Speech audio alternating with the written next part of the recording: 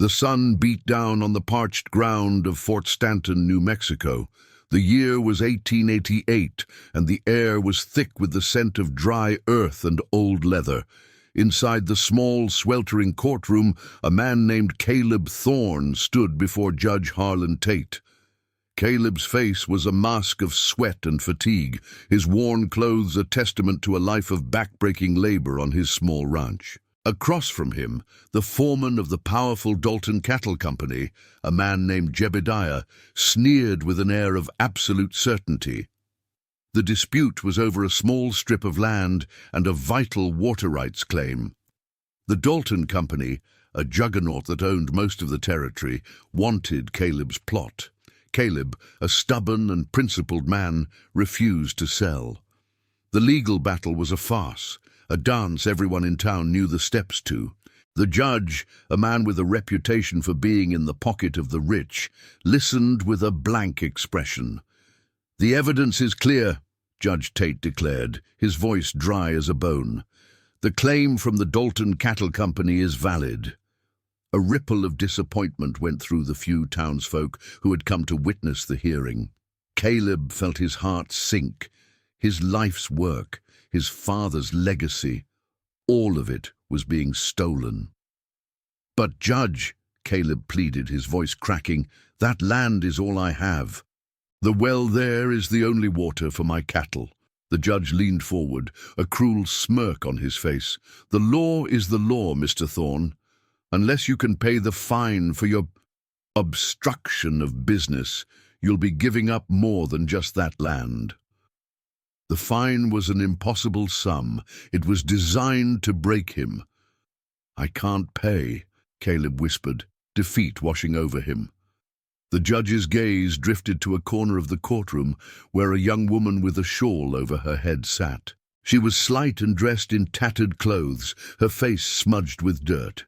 This was Elara, a girl who had lost her parents in a fever epidemic and had been taken in by Caleb and his now deceased wife, Martha. She was like a daughter to them.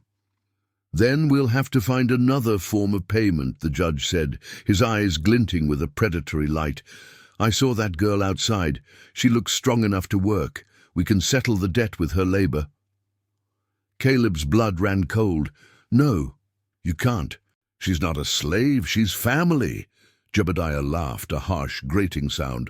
"The dice gave you victory," the judge mocked. "I'll take the girl in rags." The words echoed in the silence of the courtroom. The gavel fell with a final, sickening thud. The deal was done. Caleb, a man who had faced down grizzlies and outlaws, was now a broken man, his hands tied by a system he couldn't fight. As the bailiffs moved to take Elara, she stared at Caleb, her eyes wide with terror and betrayal. Elara was taken to Judge Tate's sprawling ranch, a place of opulence that stood in stark contrast to the dust and struggle of Fort Stanton. She was put to work as a servant, her days filled with endless chores and a constant gnawing fear. Judge Tate was a man of cold, calculated cruelty. He saw people as property, as tools to be used and discarded. Elara's spirit, once bright, began to dim. Meanwhile, Caleb's life unraveled. With the water rights gone, he couldn't sustain his small herd. He was forced to sell his cattle for pennies, his dreams of a quiet life on the plains turning to dust. He spent his days drinking, a ghost of the man he once was, haunted by the image of Elara's terrified eyes. His only friend, an old blacksmith named Silas, tried to pull him from the abyss. "Caleb, you can't just give up," Silas said one evening, wiping the soot from his hands. "Tate is a snake, but he ain't immortal. We gotta find a way to get that girl back." "How, Silas? He owns her. The law says so, and I can't fight the law." "The law in this town is just Tate's word," Silas retorted. "There are other laws. Laws written in the heart. You taught that girl to ride, to shoot. She's got fight in her. Maybe we can appeal to the higher court? A judge in a bigger town, maybe?" Caleb scoffed. "And with what money? I'm a broke man, Silas. I have nothing left." "You have me," Silas said, placing a hand on his shoulder. And you have your skill. You're the best tracker in this territory, Caleb, better than any Dalton man." Caleb looked at him, a flicker of something long dead sparking in his eyes. "We need to find a way to get you on your feet, to earn a stake. Then we can go after her. Not with guns, but with coin and a lawyer from a city that don't bow to Tate." Caleb knew it was a long shot, but for the first time in weeks, the fog of despair lifted just a little. He had to try. For Elara, for Martha, for himself. Caleb and Silas hatched a plan. They would travel to a mining town, several days' journey away, a place where a man could earn a decent wage. Caleb would use his tracking skills to guide prospectors and traders through the treacherous mountain passes. It was dangerous work. The mountains were home to wild animals, renegade gangs, and brutal weather. But the risk was worth it. The journey was a crucible. The sun was unforgiving during the day, the nights freezing. They rationed their meager supplies, pushing their bodies to the limit. Along the way, they met a young, idealistic doctor named Amelia, a woman who had come west to serve the poor. Her wagon was stuck, and her supplies were scattered after a sudden storm. Caleb and Silas, despite their own struggles, helped her. Caleb, with his knowledge of the land, found her lost supplies, and Silas, with his strong hands, helped repair her wagon wheel. "Thank you, gentlemen," Amelia said, her face a picture of gratitude. "I don't know what I would have done without you. Where are you headed?" "To Redemption Creek," Caleb said, using the name Silas had given their destination. "We're looking for work." Amelia, seeing the weary determination in Caleb's eyes, offered them a part of her small earnings from the miners she would treat. "A fair wage for your help. Besides, you look like you could use a good meal." Caleb, initially hesitant to accept charity, saw the sincerity in her eyes. He and Silas shared the meal with her, and in the quiet of the evening he found himself opening up, telling her the story of Elara and the judge. Amelia listened intently, her face filled with empathy.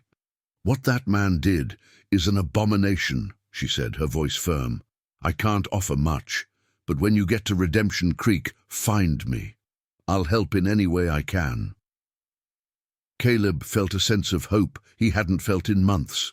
He was no longer alone in this fight. He had a friend in a new town, a doctor who believed in justice more than coin. Redemption Creek was a grimy, bustling town, alive with the sound of picks hitting rock and the shouts of men. Caleb and Silas found work quickly. Caleb's reputation as a guide grew, and he began to earn a steady stream of money. Silas, meanwhile, set up a makeshift forge, repairing tools for the miners and sharing his stories of the past. They found Amelia, who, true to her word, helped them find a place to stay and introduced them to a network of honest, hard-working people.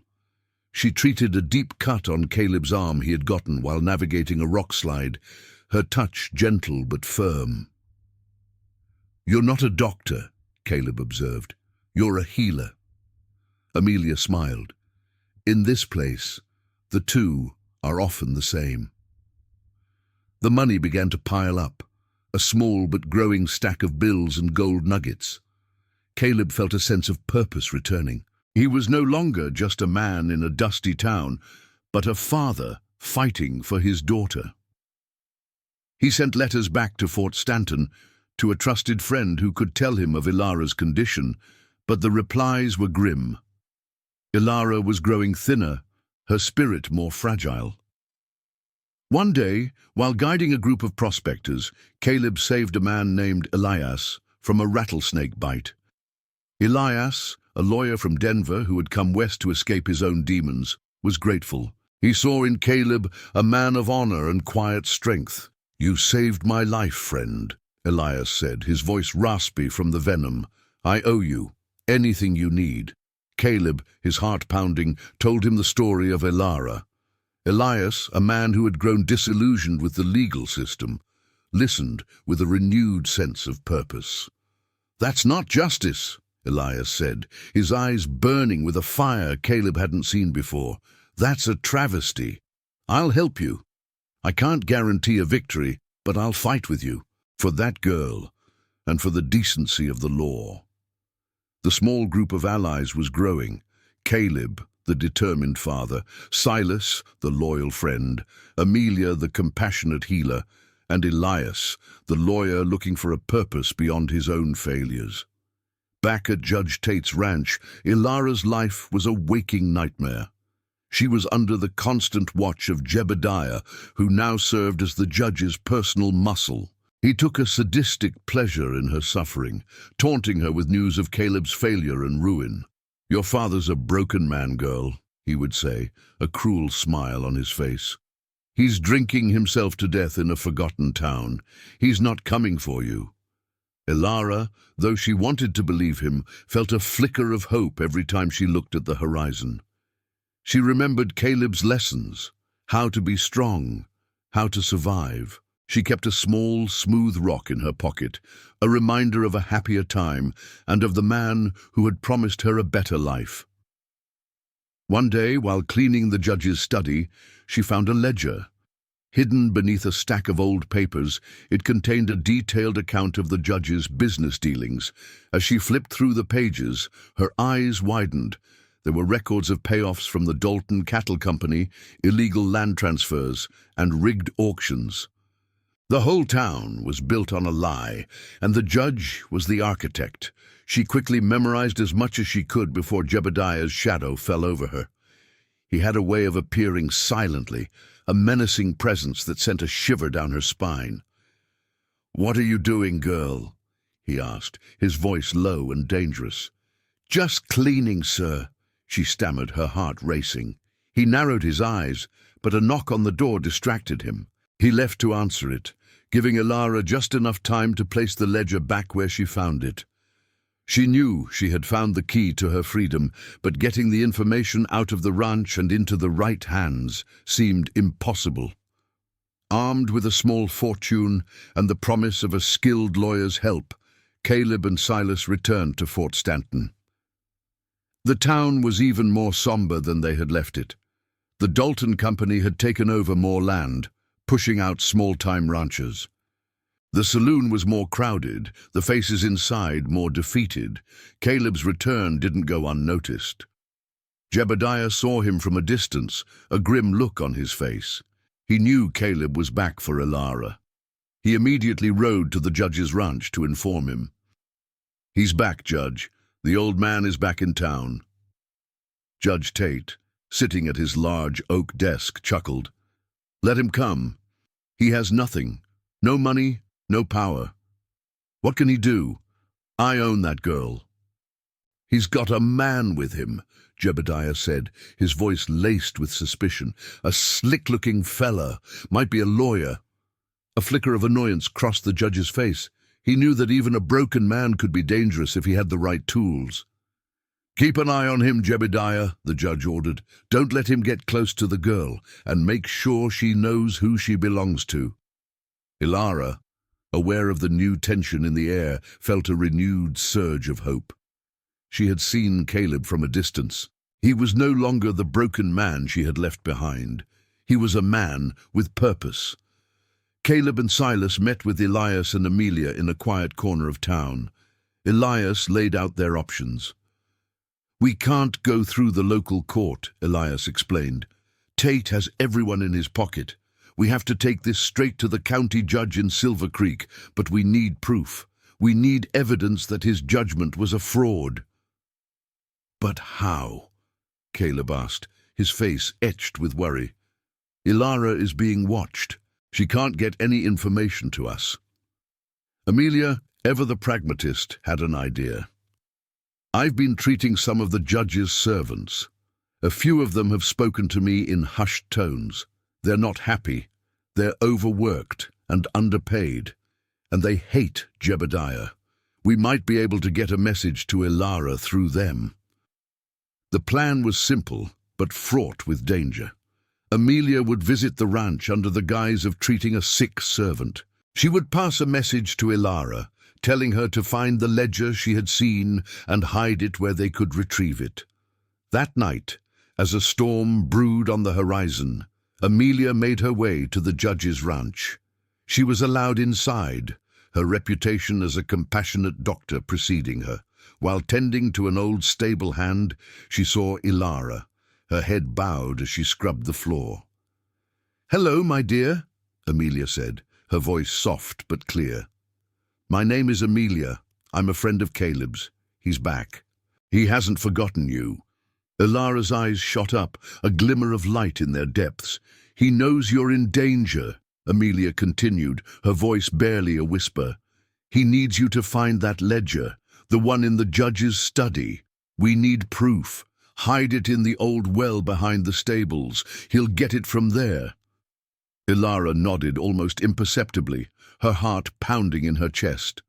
The next day, as the storm broke, Caleb, Silas, and Elias put the next phase of their plan into motion. Caleb, knowing the ranch's layout like the back of his hand, would use the storm as cover. The lightning and thunder would mask the sounds of his movements. He would get to the old well and retrieve the ledger. Meanwhile, Elias and Silas would create a distraction in town. They would start a public argument, baiting Jebediah and the town sheriff into a confrontation. It was a risky move, but it was their only chance to draw attention away from the ranch. As the rain poured down, Caleb, a ghost in the downpour, made his way to the ranch. He was no longer the desperate man from the courtroom. He was a man on a mission. He scaled a fence, ducked behind a barn, and moved toward the stables. Inside the judge's study, Elara, her hands shaking, finally found the ledger. As she looked at the names, the dates, the numbers, her resolve hardened. She knew what she had to do. With the book hidden under her apron, she slipped out into the storm, heading toward the old well. She was almost there when Jebediah, who had been sent to check on the stables, saw her. "What do you think you're doing, girl?" he snarled, his eyes narrowed with suspicion. He saw the bulge under her apron. Elara's heart hammered against her ribs. She was cornered. Just then, a flash of lightning illuminated Caleb standing by the well. "Leave her alone, Jebediah!" Caleb shouted. Jebediah's face twisted into a mask of rage. He pulled his gun. The confrontation was short and brutal. Jebediah, surprised and enraged, fired a wild shot. Caleb, who had learned to read a man's movements better than a book, dodged the bullet. He had no gun. Instead, he lunged, tackling Jebediah to the muddy ground. The two men wrestled in the torrential rain, a desperate struggle between a man fighting for his family and a bully defending his master's will. Elara, seeing her chance, ran to the well and dropped the ledger inside, covering it with a wooden board. She then ran to Caleb's aid, a rock in her hand. She had learned well. Just as Jebediah was about to get the upper hand, she brought the rock down on his arm. He yelped in pain, his grip loosening. Caleb, using the moment of distraction, got to his feet and landed a punch that sent Jebediah sprawling into the mud. He lay there, dazed and defeated. Caleb looked at Elara, his heart filled with a mixture of pride and relief. "Go, Elara, go to town. Find Silas. Tell him we have it."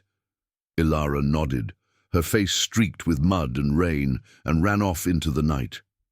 Caleb, exhausted but victorious, stood over Jebediah, a silent testament to a man who had nothing left to lose and everything to gain.